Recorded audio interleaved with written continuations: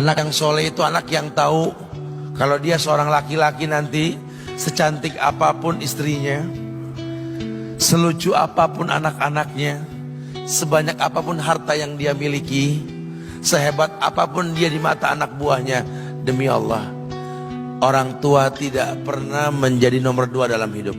Ini banyak orang yang suka salah ini.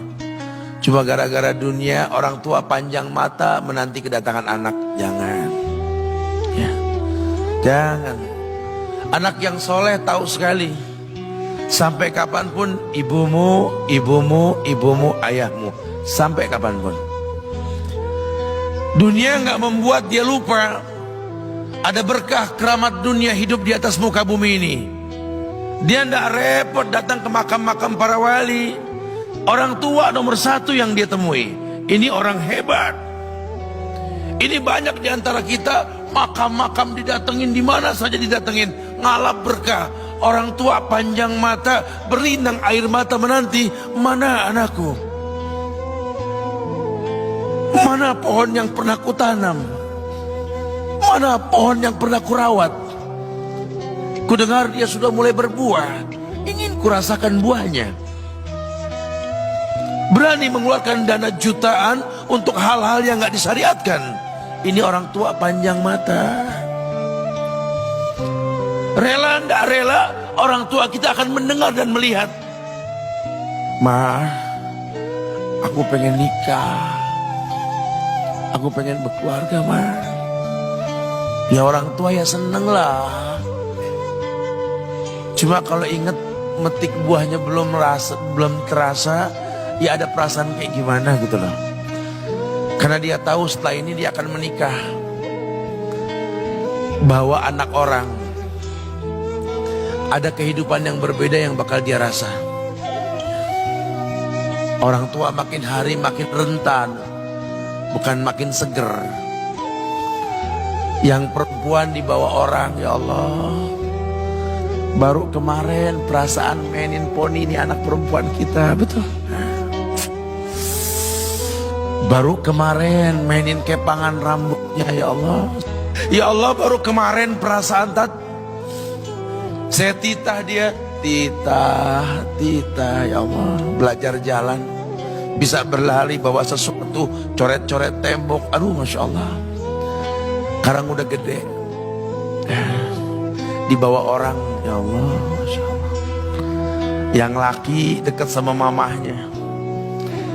Baru kemarin tangan mungilnya kita tuntun, kalau kelepas dia nangis, betul? Sekarang tangannya keker besar, tangan ibunya keriput, betul? Mau nangkep tangan anak pun sudah mulai susah. Nebawa anak orang datang dengan gagah, cium tangan, cipika-cipiki, udah. Ma, kita jalan dulu Ma ya. Udah Mama, udah. Digandeng tangan kekasihnya, dirangkul pundaknya. Ini anak laki ndak tahu ibunya kayak diiris-iris jantungnya. Dia lihat tangannya yang keriput, ya Allah. Udah berapa lama tangan ini nggak dibawa sama anak ini? Udah berapa lama tangan ini nggak digandeng sama anak saya? Kita merasa bangga akur merangkul istri kita, ibu kita ngelihat pundaknya. Udah berapa lama pundak ini gak dirangkul seperti itu, ya Allah. Dulu aku berdandan secantik-cantiknya, ku dandankan anaknya, ku bawa di hadapan kawan-kawanku bangga. Lihat anakku.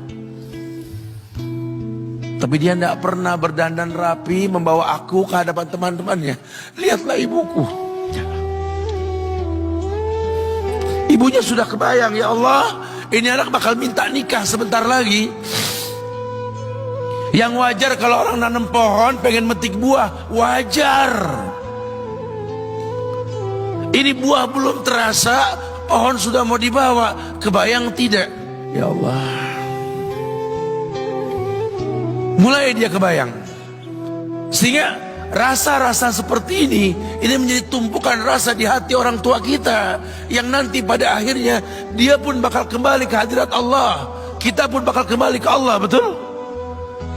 Sementara yang namanya kemuliaan datang dengan cara sabab yang benar. Ridallah fi ridal walidain wa sukhtullah fi sukhtil walidain. Ridha Allah ada di ridha orang tua, murkanya pun sama. Karena semua ibadah yang dia lakukan berujung pada surga. Dan yang paling gampang ketika dia mau menaklukkan dunia, demi Allah, berkah orang tua dulu yang diambil. Ini dirasa oleh orang mulia yang Nabi katakan, innahu min ahlis sama, innahu min ahlis sama. Manhu? Siapa dia? Sahabat manusia yang pernah hidup zaman sahabat tapi nggak ketemu Rasul, yang bernama Uwais Al-Qarni, pemuda miskin pengembala kambing di negeri Yaman. Padang tandus yang dia tinggal di situ, yang dia kesampingkan hidupnya untuk ibunya, untuk ibunya. Tidaklah terucap kalimat satu yang ingin ibunya pengen, kecuali Uwais pasti akan melakukannya apapun, dan ibunya cacat. Apa kata Uwais? Tidak akan pernah terlontar kata dari mulut ibuku kecuali kan kulakukan yang dia inginkan. Masya Allah. Ibunya cacat dan dia menomorduakan diri, yang penting orang tuanya dulu. Hingga satu waktu ibunya berkata, wahai Uwais, ibu sudah tua. Andai kematian mendatangi ibu, ada beberapa keinginan yang ibu pengen merasakan keinginan tersebut. Mungkin enggak ya? Apa Bu? Katakan. Ibu pengen haji. Bengong, wes, ya Allah Bu, ini Yaman, Hadramaut, yang sekarang saja pesawat itu bisa 3 jam menuju Saudi itu, 2 jam lebih lah menuju Saudi. Ini lebih jauh lagi, kebayang berapa ratus kilo, berapa ribu kilo nggak tahu. Ya baiklah ibu, kata Uwais, aku tidak pernah menolak permintaan ibuku, tapi kali ini aku tidak bisa menjawab karena mikir gimana caranya ini. Apalagi dia seorang pemuda yang punya penyakit sopak, ada tanda-tanda putih di bagian badan itu kayak pano besar gitu tuh. Udahlah, terserah gimana nantilah. Yang penting ini nomor 1 dalam hidup ini. Dia beli seekor anak sapi, digendong tiap hari itu sapi sama si Uwais menuju puncak gunung. Turun lagi, gendong ke atas, turun lagi tiap hari. Sampai orang bilang, Uwais gila no. Orang sapi dipiara, dia digendong tiap hari naik gunung yang tinggi. Sampai nggak berasa, dikatakan 8 bulan dia lakukan itu. Sehingga terbentuklah fisiknya yang bagus karena olahraga tiap hari bawa itu sapi. Dan sapi itu makin berat, dalam hikayat dikatakan sampai di atas 100 kilo itu sapi. Kemudian dia tetap gendong ke atas dan dia yakin, bismillah saya yakin. Sampailah bulan haji, ibu naik ke pundakku, digendong ibunya dari negeri Yaman. Subhanallah, gak ada yang gak mungkin. Lihat, dibawa ibunya ke Mekah, bertawaf di Ka'bah, dunia menyaksikan. Bahkan hikayat mengatakan dia sempat bertanya kepada sahabat Abdullah bin Umar, aku telah menggendong ibuku dari negeri Yaman menuju Mekah, bertawaf di Ka'bah ini. Sudahkah aku membayar jasa ibuku?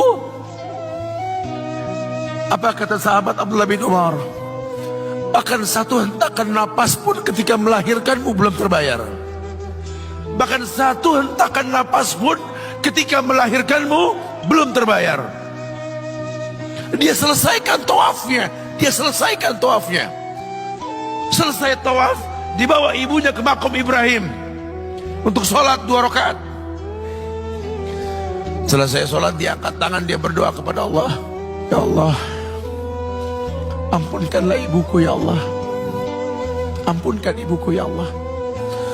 Masukkanlah dia ke sorgamu ya Allah. Masukkan dia ke sorgamu ya Allah. Ibunya berbisik, Uwais, sudahlah, mintalah pada Tuhanmu ampunan untuk dirimu dan sorga untukmu. Wallahi wahai ibu, Allah ampunkan kamu, Allah masukkan kamu ke sorga, cukup untukku ridhomu yang kubutuhkan wahai ibu. Lihat, manusia saleh, hasil doa Rabbi habli minas solihin. Lihat,